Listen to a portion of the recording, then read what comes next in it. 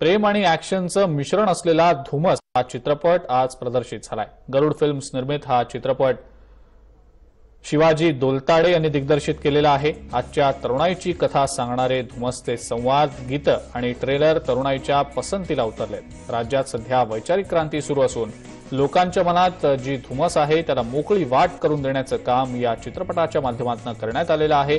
रोहन पाटील आणि कृतिका गायकवाड यांची मुख्य भूमिका या चित्रपटामध्ये आहे।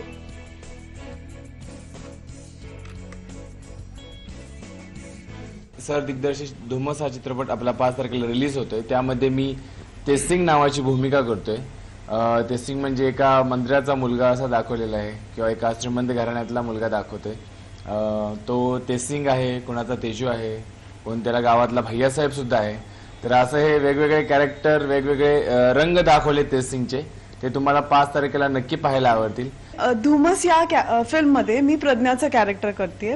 शी is completely opposite of Kritika जे मी आहे। तर ती अगदी साधी भोळी गावची मुलगी दाखवली आहे।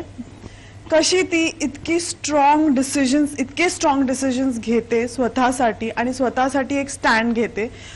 हा जो ग्राफ आहे तो तुम्हाला धुमस या फिल्म मध्ये बघायला मिळेल। प्रज्ञाचा हाच मेसेज आहे सगळ्या मुलींसाठी की तुम्ही कुठेही खचून जाऊ नका, स्वतःसाठी स्टँड घ्या। तुमच्या सोबत कोणी असेल नसेल, कोणाचा पाठिंबा असेल नसेल, तुम्ही स्वतःसाठी उभे राहा आणि अन्याय होत असेल तर त्याला थांबवा। समाजात असलेल्या बरेचशा अडचणी किंवा बऱ्याच अशा गोष्टी आहेत की समाजात त्या नको आहेत आणि त्या घडतात, दैनंदिन जीवनात आपण पाहतो आणि त्या विरुद्ध एक पत्रकार कसा प्रकारचा आवाज उठवते किंवा कशा प्रकारचे ती ह्या स्टोरीजला लिंक करते आणि त्या सगळ्या गोष्टींना न्याय मिळवून देते।